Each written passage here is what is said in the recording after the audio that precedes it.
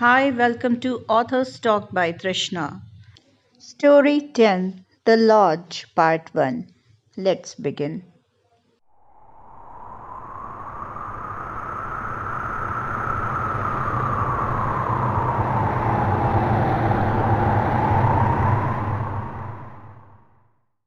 Ankur and Mohit reached the bus stop at Mandi House in the heart of the New Delhi well before time. Dumping their rucksacks on the ground, they sat on a roadside parapet to wait for the bus. Ankur, I'm so excited. Never been to the mountains. My first time, yaar. Mohit rubbed his hands in excitement. Don't tell me. Ankur was genuinely surprised. Ankur was 2 years younger than Mohit, taller and much stronger, with an imposing personality. Partly it was the genetics and partly his regular workouts at the gym. Mohit was short, somewhat overweight, non sports type. They were colleagues working in a multinational company. It was there at their workplace that they had struck a good friendship. They both had a few common interests, outdoor activities being one of them. Mohit rolled his eyes. Yep, that's right. You see, during the school and college, I used to tag along with my parents to spend all my holidays with my two sets of grandparents in Kanpur and in Lucknow. Nothing close to the mountains. You got married 2 years ago, didn't you? You should have gone to the mountains for your honeymoon.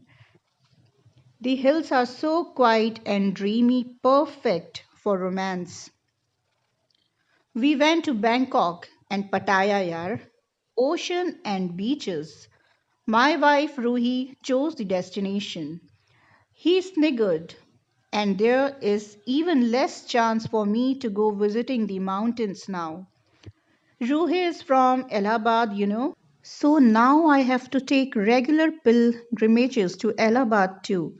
For whatever leaves I manage, visiting the mountains has become a remote possibility. That's why I jumped at your suggestion to take this trip. He shook his head as if he had missed a great deal in life. Also, I badly needed a change, yaar, some respite from the regular dose of nagging at home. He thumped Anku's back. Cackling gleefully, you are lucky, still a bachelor, yeah? Ankur smiled and lifted his hands. I am in no hurry to marry for at least another 5 years. It's still a lot of world to explore. True, yaar. Once you're married, you get tied. Not that I mind being married, especially when the babies arrive. There was tenderness in Mohit's smile. I adore my little baby, my 1 year old Sheena. She's a darling. The smile was quickly replaced by a frown. But sometimes a man needs a respite. Hmm. Once you see the Himalayan mountains, you'll know what you have been missing in life. Ankur took out his pullover from his bag and slipped into it.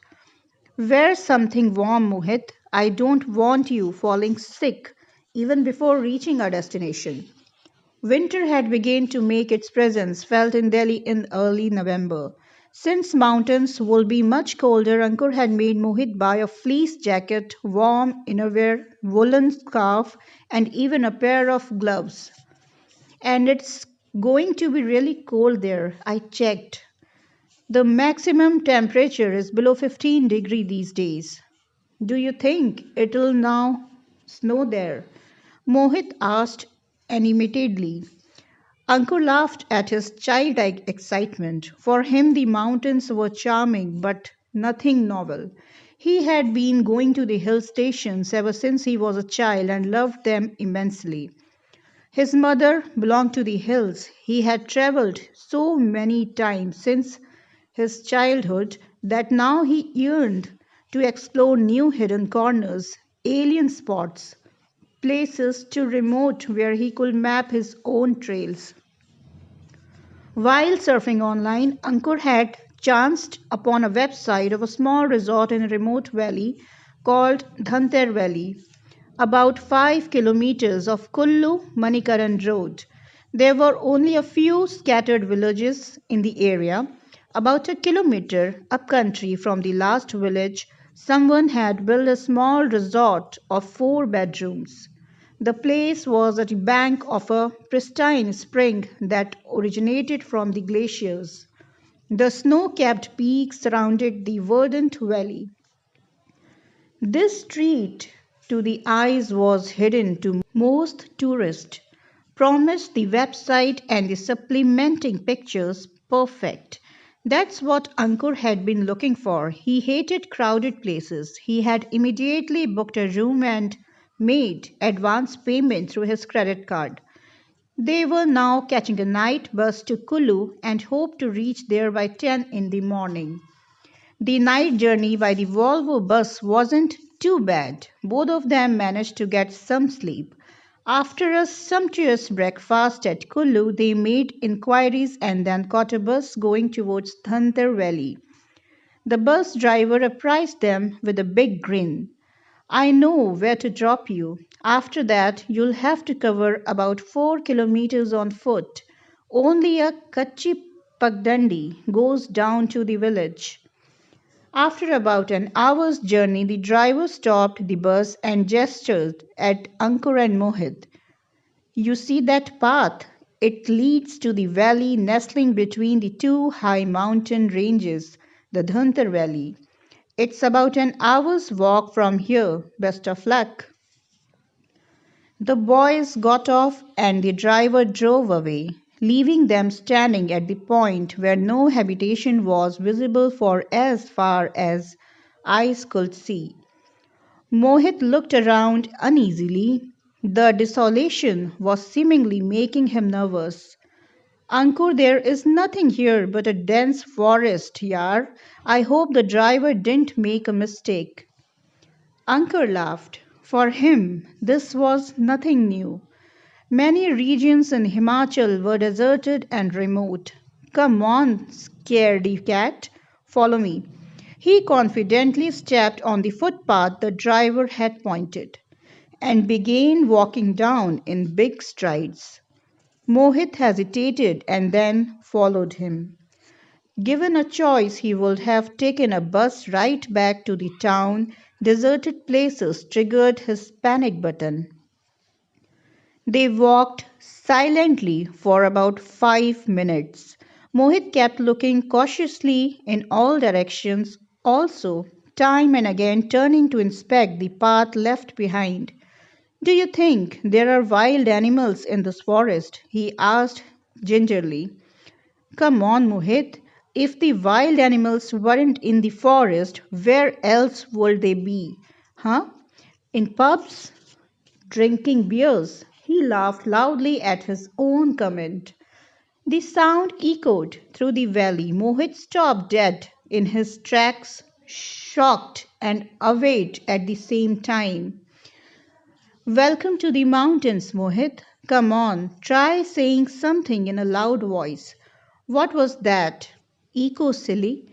Go ahead, shout, and then hear the echo of your voice. No, yaar, it's scary. Mohit, grow up. How are you going to teach your daughter to be strong? You are scared of even your own echo, huh? It's indeed scary. Seems like some giant hidden in the mountains is imitating you. Ankur shook his head and continued walking silently. After they had covered 5 minutes distance, Mohit spoke again. Ankur, have you read Jim Corbett's Man Eaters of Kumau? Ankur smiled and nodded. He knew what was going on in Mohit's head, had begun to realize how spineless he was. He should have brought along some brave heart and not this craven. You know, we should have brought along a guide or someone who knows these areas. We might get lost in the forest, never to be found again. Ankur was now irritated. Don't think of morbid things, Mohit. It will do you good to adopt a positive attitude. Look around. Have you ever seen such virgin beauty?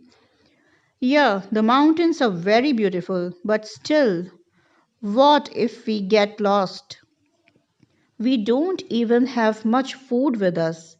There'll be fruits and berries in the forest, Ankur voiced exasperatingly. He decided not to indulge in more conversation with this sissy and spoil his trip. He increased his speed. Mohit had to run behind him to keep up the pace. He was soon breathless. Let's rest, Ankur, please. My feet are hurting. So are my lungs. You are going too fast. Ankur halted for Mohit to regain his breath. Look, Mohit, can you see that village down in the valley, surrounded by fruit trees? The resort is 15 minutes walk from here. We can halt at the village for a cup of tea if you want. Oh, yeah, Mohit seemed relieved. The sight of the village and lure of the hot cup of tea silenced him. He happily followed Ankur without further grumblings. The village was a hidden hamlet of 10 scattered houses, only a handful of men invisible. Working in their terraced fields, Mohit's full attention was focused on finding a tea shop which they couldn't locate. They came across an old man well into his 80s, shriveled, wrinkled, and well baked in the mountain sun, who sat on a bamboo mat, sunning his aged body and coughing on and off. Baba, is there a tea shop here? We badly need a cup of tea. It's good to see you, Sahibs, in our isolated village. My daughter in law will make you tea. You may call it her tea shop, but then we seldom have visitors in this far flung place. What brings you here? He spoke through his happy smile and wheezing. To enjoy this peace and fresh air, Baba, we get fed up of noise and pollution of the big city. It feels so refreshing here. Ankur plunked his rucksacks on the ground and smiled at him courteously. The old man hollered, and a young, fair, and attractive lady brought our two red plastic chairs for them to sit. Will you have something to eat too? I can make hot pakoras, she asked graciously. Thank you, miss. I think our lunch is ready at the place of our stay. Pakoras are tempting but will kill our appetite. Well, come later for the treat, maybe tomorrow. For now, just tea, please. The woman nodded and rushed on. So, Baba, how long have you been living here? The old man smiled. Most of my life. Lived in Kullu for a few years where I worked in a hotel but missed home. So I came back, worked on the farms till I could. Now I let the youngsters take care of the fields and I pray waiting for the final call from above. He gave Ankur a warm, toothless grin and raised his dried, skeleton hands in veneration to the life's final caller. I can understand your attachment to the place. Who would want to leave this beauty? We are going to spend a few days in the jungle lodge and relish the splendor of these mountains. Oh, you're staying in the jungle lodge. I thought you were staying in Kulu and were just day visitors here. The old man became quiet hereafter and sat with his head bent. This is a beautiful expense. Many visitors must come here, especially in summers, Ankur said. Hardly any, only once in a while. The old man sighed sadly, and I suggest the lady brought them tea and he broke off. She had brought 3 cups of tea. The old man took his cup and nodded at her. Bless you, Betty, for looking after this old man so well. He looked at Ankur and Mohit. After my Dhanno left this earthly abode, she has never let me feel helpless. She is the finest girl we could find for my kitchen. The lady acknowledged the compliment with a smile and went inside her house. The men enjoyed the well made spiced beverage in silence for a few minutes. The old man slurped tea in large gulps. Ankur looked at him and wondered why he looked withdrawn all of a sudden. Baba, why aren't there many visitors here? I mean, there is a lodge right in the middle of the pristine Himalayan forest and the bank of pure mountain stream, isn't it? Then why is this place not popular? The old man's frown deepened further. It was quite apparent he was heavy. I am not an authority to speak about this, he said rather curtly and continued sipping his tea. There was a strange look on his face now. Ankur could see his vacillation, as if he was weighing the choice between speaking or remaining silent. By now the boys had finished their tea. Mohit went to the door to make the payment. The old man put his cup down and spoke adroitly. You know, my son works there in the lodge as a cook. Good salary, gets his monthly pay and money to run the kitchen through a check. He has a bank account in Kulu. The Sahib lives in the plains in Punjab. Hardly comes there now. My son too, he never stays the night in the lodge. He and Shyam. Money is good and keeps them bound to the job, but they always return to the village well before dark. It's very lonely there and come on, Ankur, let's head to our destination. I needed a hot shower and then some lunch. My stomach is demanding food, Mohit said, interrupting their talk. You have a deep gorge in a place of stomach, Ankur chuckled. The cup of tea had renewed their energy. They both picked up their rucksacks and headed off towards their destination. Be careful, young sahibs, the old man called out, and pray. Don't forget to pray to Paramatma, the ultimate protector. The urgency in the old man's voice was disturbing. Ankur turned and nodded to him. The old man's gaze through his narrowed eyes was piercing. Had Ankur just seen pity in them, or was it fear? Whatever it was, he felt disconcerted. Then, throwing the passing thought off his mind, he walked away. Around the curve, he once again looked back at the old man. He now sat with his eyes closed, mumbling mutely. He was obviously praying. The young lady was standing at the door, staring at their receding backs with a strange expression on her face, a mixture of sympathy and anxiety. Her lips were pressed tight as if to keep the words she wanted to speak them from escaping. Ankur had a weird feeling, but then he moment they were out of his sight. He tossed his unrest out of his mind. I have come here to enjoy the peace and beauty in peace. Anxiety is a killer. He nodded to himself. The forest was much denser now, and the path narrower. They steadily climbed up. The cool dappled sunlight drizzled on them through the tall conifers. It was extremely quiet here, uncannily silent. Ankur realized with some trepidation that even the chirping of birds had become quelled. At this time of the day, where are the birds? Instead of enjoying the calm, Ankur was becoming more and more troubled as they neared the lodge. Something was not right. They were surrounded by natural beauty, yet his heart felt very heavy, as if its muscles had stiffened and were making an effort to pump blood to the rest of his body. He sensed his joy, his youthful energy, slowly dissipating, making him sad and glum. It was peculiar. He had never felt like this before. He turned to look at Mohit. He was about 5 meters behind him, carelessly striding on without a care in the world. Why is it that only I am feeling depressed? A premonition. His heavy steps were urging him to stop. A distant voice from the deep recess of his brain was ringing, a vague warning bell.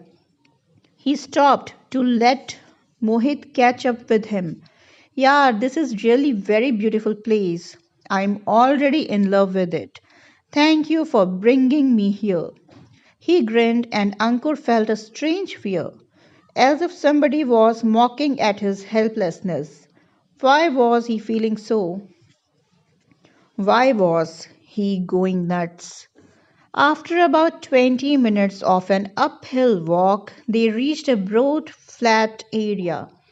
A small man made structure was partly visible through the trees. It was a single storied, unobtrusive stone and wood structure right in the middle of the clump of pine trees, the only house in the intense wilderness.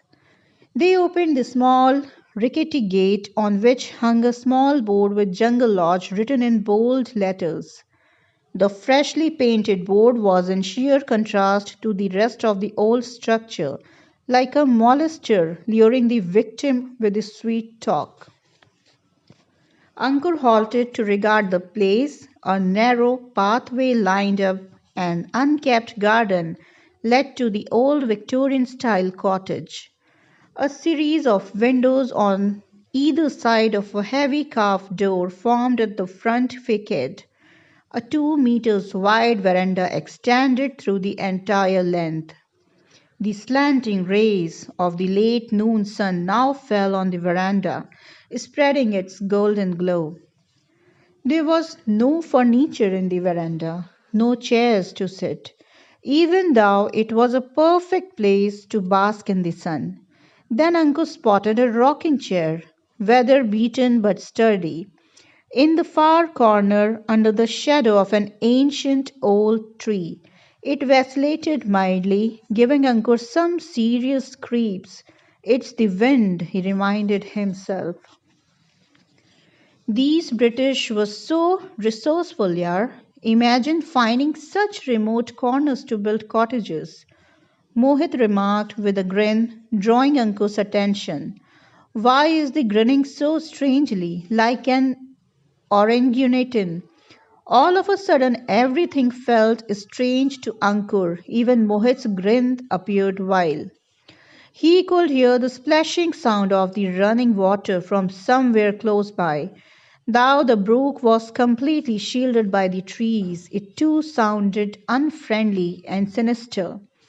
Ankur shook his head to throw the dreadful feeling out. What was wrong with him today? He always loved the mountains and its sprightly streams. Then why was it that everything appeared weird this time and unnerving? Was some sixth sense working on him? Two local men, simply clad in kurta pajama, rough woolen coats, and kulu caps on their heads, sat on the stairs leading to the front veranda. They were apparently waiting for them, and now both stood up to greet their guest. The short, dark man, well in the 40s, came forward. I'm Shyam, sir, the caretaker, and Kishan is the cook. He pointed at the tall, fair, good looking young man standing next to him. He'll cook you very good food, sir, but you are a little late for lunch. Kishan smiled shyly, yet Ankur felt that the same smile lacked warmth or candidness that most Paharis are known for. Shyam's countenance remained serious, infelicitious, as if he worked here against his will. Ankur noted it all at a glance. No, no, we'll eat our lunch now. I'm very hungry after such a long walk, Mohit said. Kishan immediately responded. Lunch is ready, sir, so is the dinner. I'll lay food as soon as you're ready to eat. I am ready to eat now. Lunch only. Dinner later at night. Where is the dining room? Mohit looked around. Wash first, you monkey. Ankur guffawed. Kishan, please lay the food while we wash in 5 minutes. And can you lay it here in the veranda? We'll eat in the pleasant warmth of the mountain sun. Ankur was desperately trying to expel the despondence from his system. Perhaps the old man at the village had something to do with it. He had set in mood sliding down through his strange behavior. Maybe the age has turned him senile. I shouldn't give him much thought. Bring that rocking chair here in the sun. I will sit on it, Mohit ordered. Shyam and Kishan suddenly stiffened and then exchanged glances. Sir, we have instructions. Never ever shift that chair from its place. And, and sir, for some reason, nobody is supposed to use it. We request you the same. Please, don't sit on it. That's a strange request. What's wrong with the chair? Mohit eyed the chair and made a face. It won't break if I sit on it. Why is it so? Why can't people sit on it? Ankur asked with a sinking heart. We can't say for sure, sir, but it's not good to use that chair. I'll bring you other chair and serve you food here. Shyam gestured at Kishan, who rushed in earnestness towards the west corner of the lodge, apparently the kitchen. Shyam showed them to their room, a medium sized, old fashioned room with wood panelled walls. The wood was chipping from various places and the crude paint was coming off. It was far from well maintained rooms that Ankur was used to. It contained bare minimum furniture, a round table, and a small two-seater sofa in dull grey upholstery separated two single beds. Two old-fashioned straight-backed wicker chairs rested against a wall.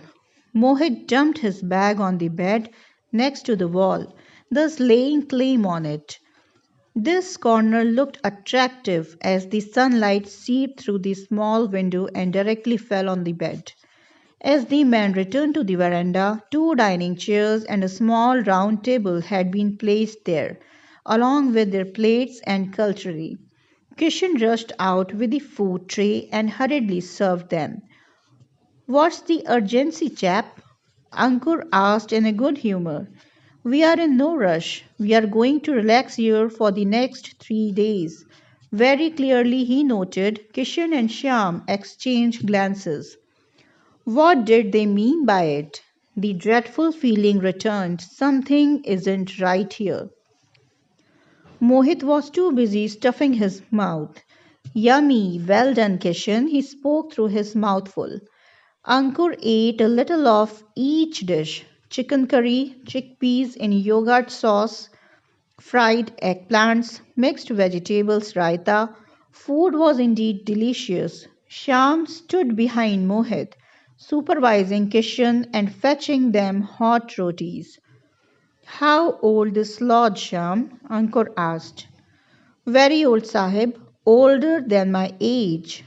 Our Sahib renovated the original lodge, which was made by the Angrez Sahib before independence. The Angrez Sahib then sold his house to your Sahib before leaving our country, right?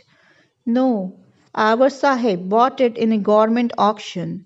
The Angrez Sahib, it is rumored, died one evening while bathing in the stream. He had no hair. Oh, and Sahib, please don't go near this tram. Thou there's not enough water in it. There have been many accidents. It's strange. Last year also. He then broke off. Ankur caught Kishan gesturing at him to remain quiet.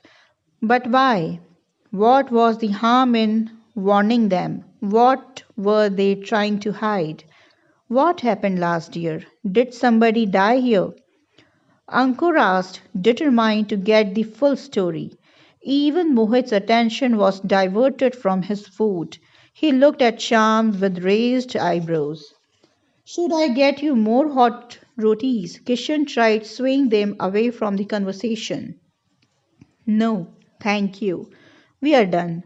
Food was really good, Ankur smiled at him despite the uneasy feeling that was gnawing at him, increasing by the minute. I am going for a little nap. Didn't sleep well last night. Mohit stretched his arms and yawned. Only a short nap, Mohit. We've come here to explore. Let's go for a walk into the forest after a little rest.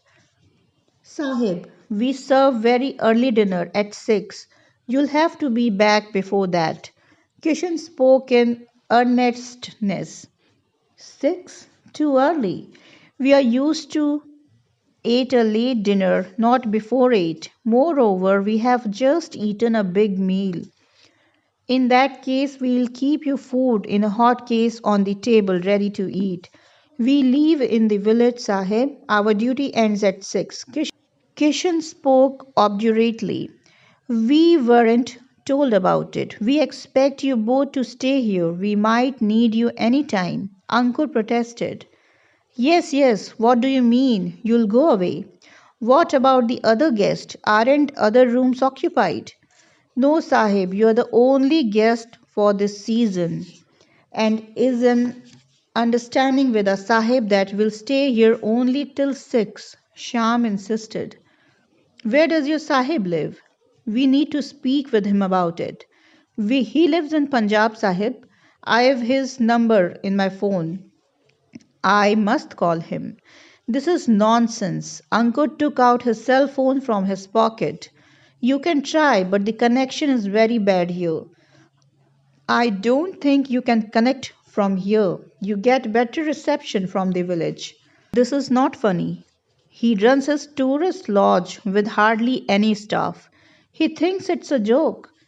Enticing people and then not providing proper service. We've paid a huge amount for our stay here. Our Sahib is trying to sell this place. He doesn't want to run it after what happened last year. And Ankur again noted Kishan giving Shyam a warning look. What happened last year? Mohit asked with great interest. Ankur intruded heatedly. Then why doesn't he close up this place, huh? Either give good service to people or don't run it. Because he's not getting any buyer, he's ready to sell it even at a loss. Shyam hurriedly concluded and then rushed to help Kishan clear the table. It was obvious that they were not interested in prolonging the conversation. In a moment, they disappeared from the scene and looked refuge in the kitchen. A strange place, huh? And strange people. It seems we chose the wrong place to spend our precious holidays. It's a waste. Ankur scoffed angrily and Mohit shrugged. Half an hour later, Ankur put the book he was reading down on the table. Mohit was deep asleep. He shook him up. Get up, Mohit, sleepyhead. Let's explore the mountains. Mohit rubbed his eyes and left his bed reluctantly. Putting on their shoes, they came out. Sham and Kishan were once again sitting on the stairs. They moved aside to let them pass. Sahib, please come early and stay away from this tram. Sham repeated his warning as Ankur closed the gate behind them. Ankur discovered a narrow track seemingly unused for a long time. It led into the forest. He hesitated and then, rubbishingly strange unease, he led Mohit towards the path. The sun was near the western horizon, above the mountain peak, throwing its feeble dying light on it. The forest was soundless and serene. The crunching sound of their trekking boots crashing the dry leaves boomed like a bulldozer crushing gravel. The silence was too intense that they were afraid to talk lest they disturbed it. After about 10 minutes, they reached the clearing at the bank of a gurgling stream. There were few wooden logs strewn around, intentionally placed for resting. Someone had been using the spot for leisure, perhaps for fishing, though it seemed time had completely forgotten it. No one, not even cattle, seemed to be using this forlorn and forgotten spot anymore. Moss had overgrown on the wooden logs. Creepers had woven a dense network all over the ground. Ankur spread his handkerchief on one of the logs and sat on it. He decided not to go any further. It was really a beautiful forest. To explore more, they should be out early the next day after their breakfast, get lunch packed, and go on a day long trek. The creek was enticing. Mohit directly dashed towards it. Mohit, be careful. Remember, Shyam kept warning us against venturing into the stream. I think these paharis are scary cats. There's hardly 2 feet deep water in it. Opening his shoes and socks, he dipped his feet in the water and then shrieked as the ice cold water slammed against his warm feet. He hopped out, gasping and laughing. He repeated his antics a number of times, prancing like a child. Ankur watched his frolics from his seat. He too wanted to join in the fun, but something had gone wrong with his mood today. He was feeling down in the dumps. He just sullenly and smiled weakly. The sun was now only partly visible behind the peak. Deep crimson rays burst like a frown on the mountain's head. It was a stunning display, and Ankur pointed it out to Mohit. He stopped monkeying around and stood still, mesmerized by the sense. Then the sun slowly dipped behind the mountain, causing a sudden feeling of a loss that Ankur couldn't explain. A quick movement in the vicinity drew his attention. He watched with horror as Mohit went tumbling towards the creek. He was desperately trying to hold on to the tufts of grass at the edge of the creek, preventing his headlong fall into the stream. Ankur sucked in his breath before he could rush to help. Mohit managed to come out of the water. He was dripping and shivering. Ankur, what's wrong with you? Why did you push me? What if I was swept away by the stream, yeah? He voiced, furious, as he made an effort to squeeze out water from his clothes. Are you trying to kill me?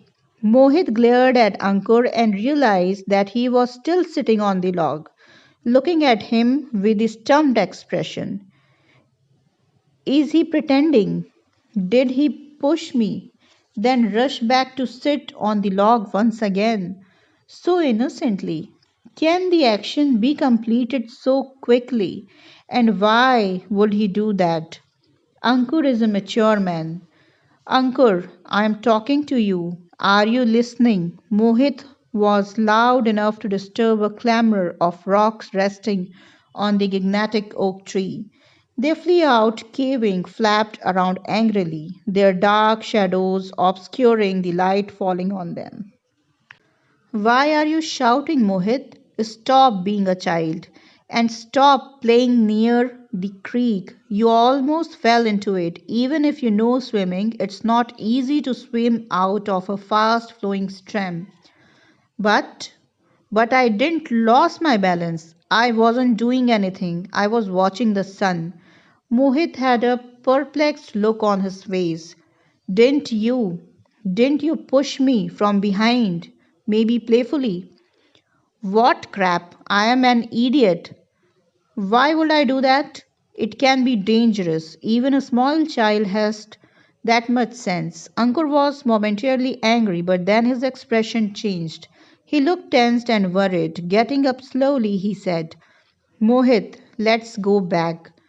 It will be too dark very soon, and I don't want to be stuck here in the dark, in this forlorn forest. I don't know why. And without completing his sentence, without waiting to see whether Mohit was following him, he turned and hurried away towards the lodge.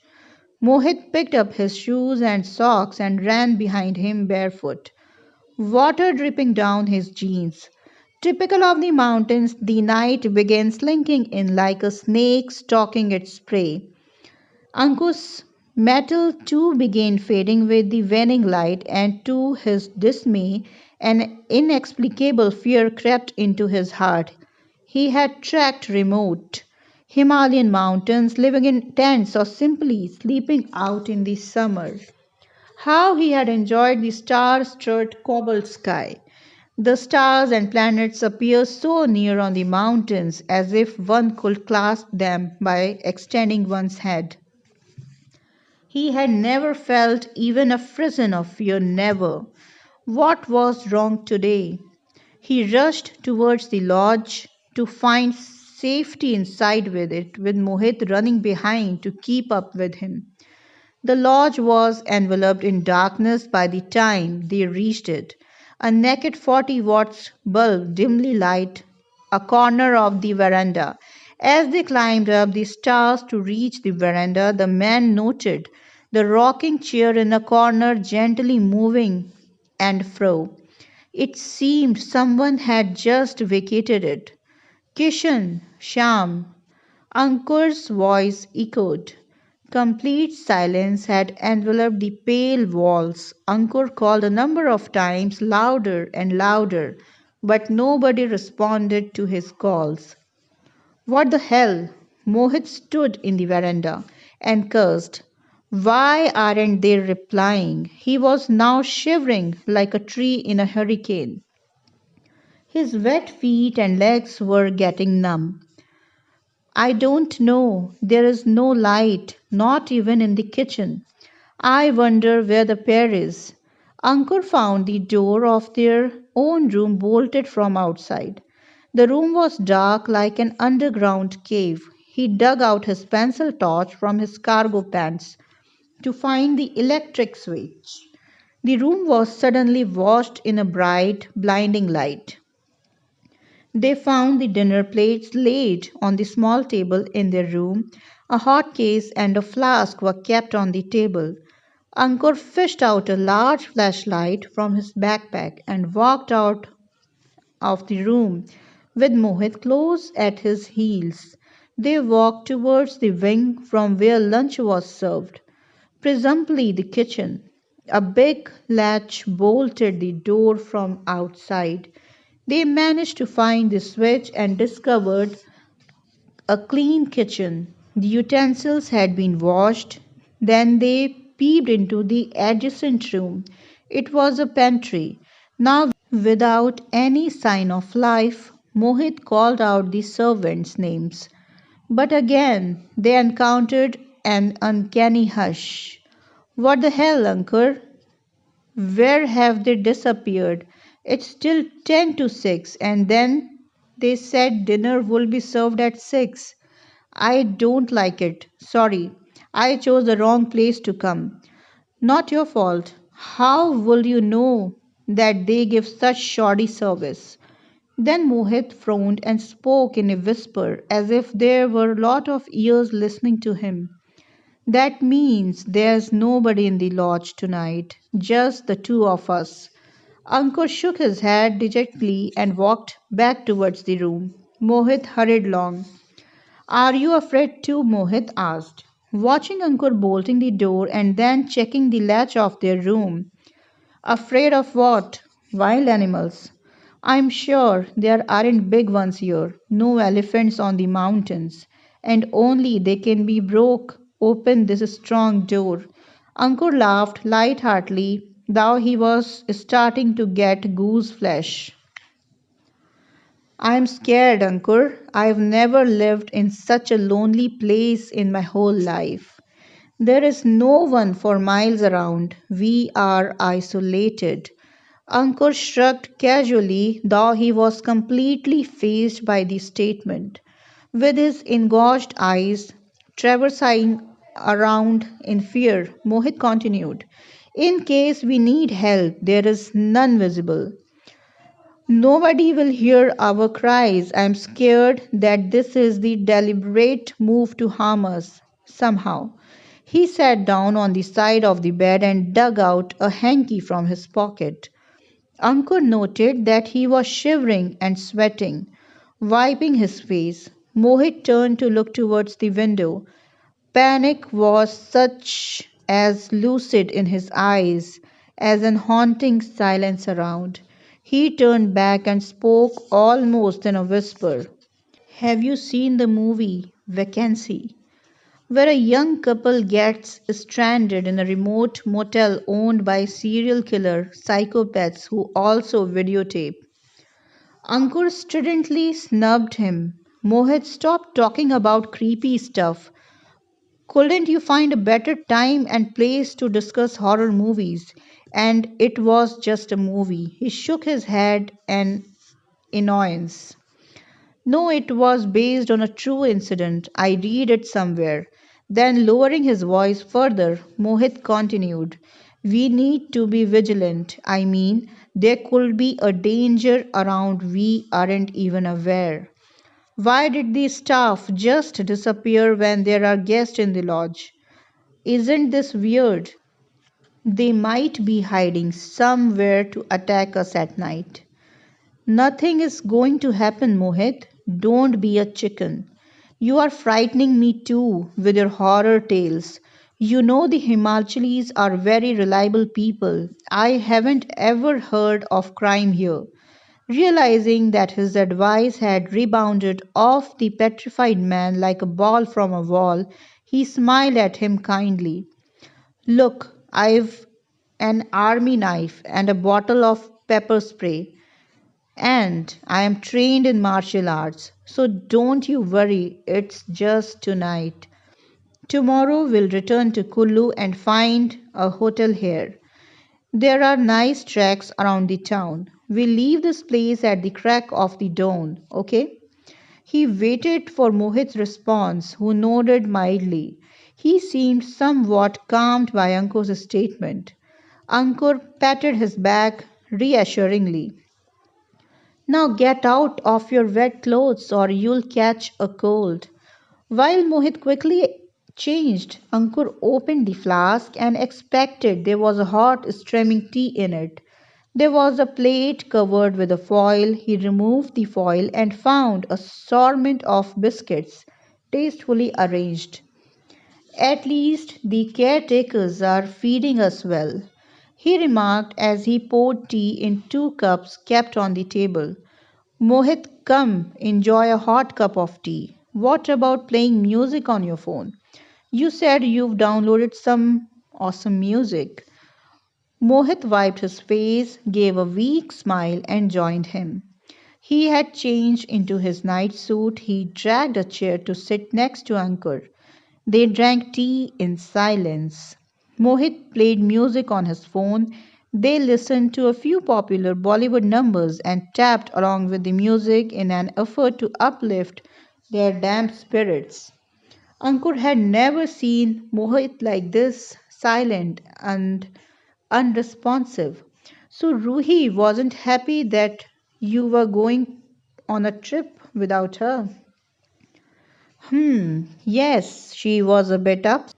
We had an argument too. I told her I needed to chill out sometimes, refresh my mind, and a short, peaceful break was all I was asking for. He scoffed. But not this peaceful. Good that I didn't bring Ruhi and my darling Sheena along. They wouldn't gone mad in this wilderness. Ruhi is very outgoing, you know. She loves halla kulla, partying, music, dance, and Sheena has taken after her mother. She is very small but loves fun places. You know, Mohit, Kullu is famous for its shawls. Buy a nice, expensive pashmina shawl for Ruhi if you want to avoid her grumpy face on your return. Ankur laughed clearly to amuse Mohit. Mohit nodded slowly. I will. I will buy Ruhi a beautiful shawl. She's my life. I love her. And Sheena is my darling. I don't know why I'm missing them both so much. I want to rush back to them right away. And Mohit went mute thereafter. So, this is all for today, part 1. We'll continue this story tomorrow with part 2. Keep listening, Authors Talk by Trishna. Have a very good night. Thank you.